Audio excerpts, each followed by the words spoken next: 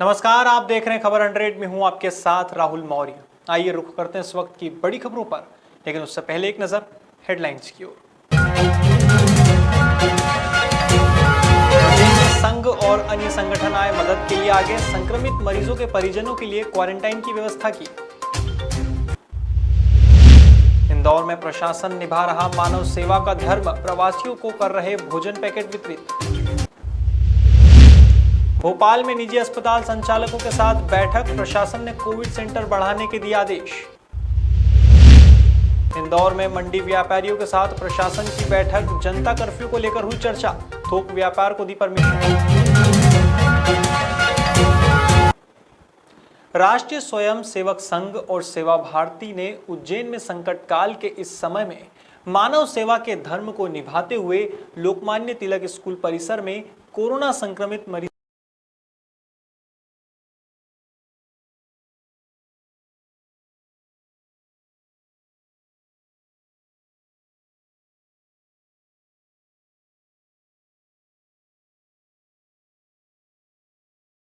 परिसर में लगभग 22 कमरे हैं, जिनमें प्रत्येक कमरे में 4 बेड की व्यवस्था की गई है और लगभग 50 लोग आसानी से यहां पर रह सकते हैं।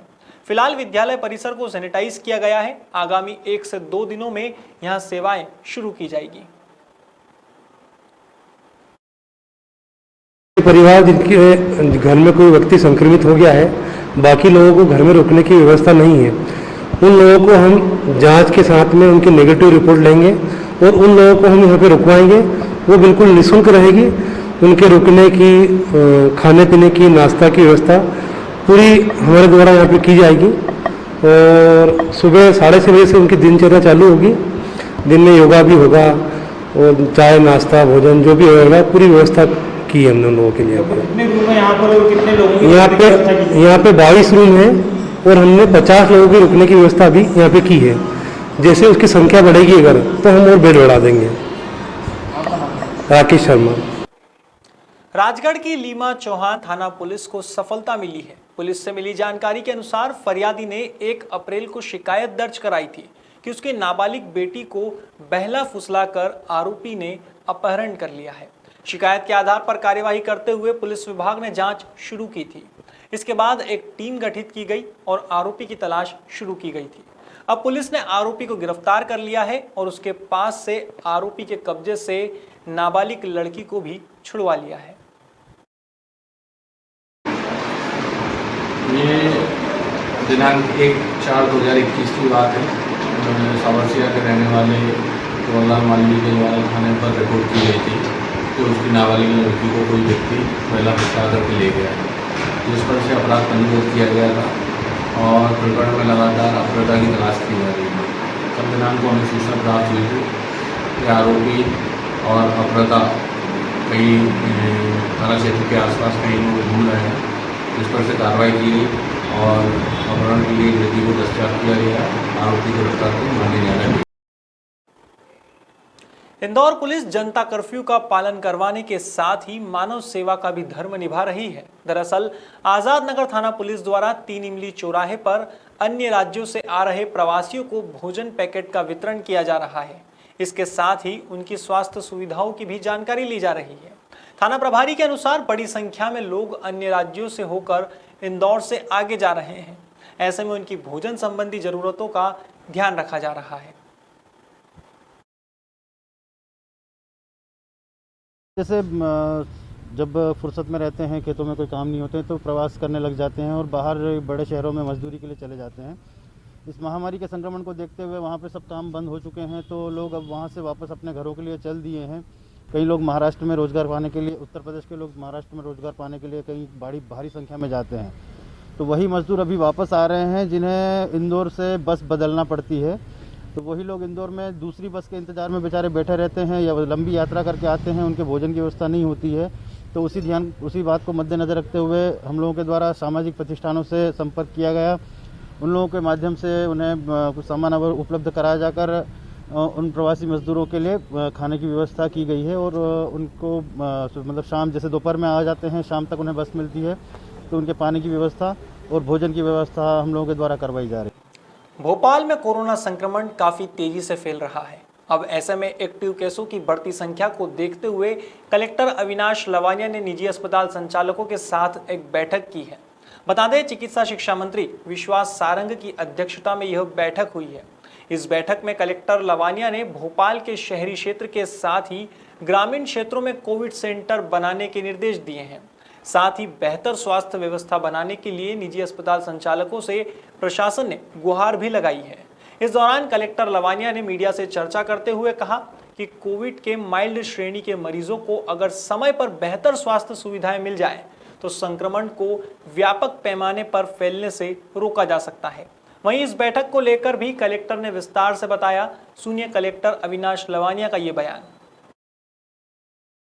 अभी जो चर्चा है वो सभी जो प्राइवेट डॉक्टर्स वगैरह हैं वे लोग स्वेच्छा से आगे आए हैं कि शहर में अब सीसीसीज को और बढ़ाने की आवश्यकता है। इसमें इनिशियली जो हमारे प्रभारी मंत्री जी हैं कोविड के लिए, माननीय विश्वास सारंग जी, उन्होंने इसको इनिशिएट करके सभी को एक साथ टाई अप कराया है। तो अब हम लोग अलग अलग फैसिलिटीज़ में आप सबके माध्यम से कोविड केयर सेंटर्स इस्टेब्लिश कर रहे हैं, जिससे कि केसेस को माइल्ड स्तर पे ही कैप्चर किया जा सके और उसकी सिवियरिटी ना बढ़े और हॉस्पिटलाइजेशन की ज़रूरत ना पड़े। सर, इंडस्ट्रियल एरिया में भी 25,000 स्क्वायर फीट में भी आपको कोविड केयर सेंटर बनाने को, इंडस्ट्रियल एरिया में भी एक शेड आइडेंटिफाई किया गया है। इंडस्ट्रियल एसोसिएशन उसमें कोविड केयर सेंटर बनाने के लिए इच्छुक है। उसमें भी प्राइवेट डॉक्टर्स के माध्यम से उनको टाई अप करके कोविड केयर। वहीं इस बैठक के बाद मंत्री सारंग ने मीडिया से चर्चा करते हुए बताया कि हम लोगों से अपील करते हैं कि कोरोना गाइडलाइन का पालन करें। कोरोना संक्रमण मध्य प्रदेश ही नहीं बल्कि पूरे विश्व में तेजी से फैल रहा है। मुख्यमंत्री शिवराज सिंह चौहान के नेतृत्व में हम लगातार व्यवस्थाओं को ठीक करने में लगे हुए हैं। इस दौरान उन्होंने यह भी माना कि ऑक्सीजन की आपूर्ति करना एक बड़ी चुनौती है, जिसकी आपूर्ति सुनिश्चित करने पर सरकार काम कर रही है। देखिए, लगातार संक्रमण बढ़ रहा है और इसीलिए सरकार लगातार जनता से ये आग्रह कर रही है कि हम स्वयं कोरोना कर्फ्यू का सख्ती के साथ पालन करें। केवल भोपाल, मध्य प्रदेश, हिंदुस्तान की बात नहीं है, पूरी दुनिया में संक्रमण तेजी से फैल रहा है। देश के बाकी राज्यों में भी लगातार फैल रहा है, पर मध्य प्रदेश में माननीय शिवराज सिंह चौहान जी के नेतृत्व में लगातार हम व्यवस्थाओं को ठीक कर रहे हैं। ऑक्सीजन हमारे लिए एक बड़ी चुनौती है और ऑक्सीजन की व्यवस्थाएं ठीक हो सकें, इसको लेकर लगातार काम हो रहा है। आज की तारीख में हमारी आपूर्ति और खपत का जो अनुपात है वो मैच हम कर रहे हैं, पर ऑक्सीजन निश्चित रूप से हमारे लिए बड़ी चुनौती है। केवल ऑक्सीजन लाना, केवल कोटा बढ़ाना नहीं बल्कि उसका परिवहन भी बहुत एक बड़ी चुनौती है और उस पर लगातार काम हो रहा है। रेमडेसिविर इंजेक्शन की आपूर्ति भी सुनिश्चित की गई है। बेड अस्पतालों में सुनिश्चित हो सकें, इसकी भी व्यवस्था की गई है। पर सबसे महत्वपूर्ण है कि हम सब जब तक कोरोना की चेन को तोड़ेंगे नहीं, संक्रमण की चेन को तोड़ेंगे नहीं, तब तक हर व्यवस्था हमें छोटी ही लगेगी।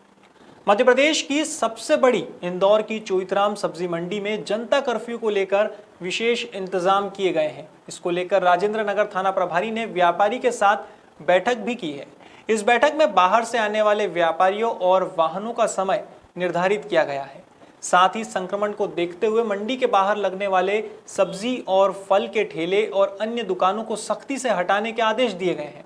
वहीं आम लोगों के लिए भी मंडी में रोक लगाई गई है। देखा जाए तो एक निर्धारित समय में केवल थोक व्यापार को ही परमिशन दी गई है।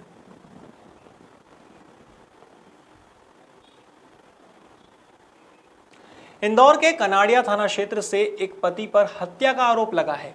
पुलिस से मिली जानकारी के अनुसार करुणा सागर अपार्टमेंट में रहने वाले प्रवीण ने करीब 4 साल पहले शुजालपुर में रहने वाली वर्षा से प्रेम विवाह किया था। कुछ समय तक तो दोनों का जीवन खुशनुमा रहा, जिसके बाद प्रवीण व वर्षा के बीच विवाद होने लगे। इसी बीच प्रवीण लगातार वर्षा के साथ मारपीट करता रहा था, जिसकी शिकायत वर्षा ने थाने पर भी की थी, लेकिन यह सिलसिला रुका नहीं और वर्षा की मौत हो गई। अब मृतिका के परिजनों का आरोप है कि प्रवीण ने वर्षा की हत्या कर उसका अंतिम संस्कार तक कर दिया, जिसकी जानकारी नहीं दी गई।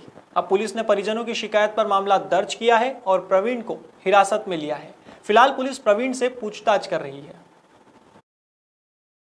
सर, मेरे बेटे की 4 साल पहले शादी हुई थी प्रवीण यादव से, और ये इसके साथ में ही रहती थी। और इनके विवाद में कम से कम साल भर पहले इसने मारपीट करी थी। तो इसका कान का पर्दा फट गया था, तो ये हरिद्वार इलाज के लिए गई थी। तो ये 20-25 दिन में मैं उधर से आई इलाज करवाने, ये नहीं गया साथ में। और तो आया तो ये तलाक मांग रही थी कि मैं तो तुम्हारे साथ रहना ही नहीं, मेरी ज़िंदगी तुमने ख़राब कर दी, मेरा कान का पर्दा फट गया, डॉक्टर ने मना करा कि ऑपरेशन वगैरह कुछ भी नहीं हो सकता तुम्हारा, तो मेरे को तो तलाक चाहिए तुमसे। तो ये कलेक्टर कार्यालय गई थी और एसपी ऑफिस में भी गई थी, इनको मना कर दो।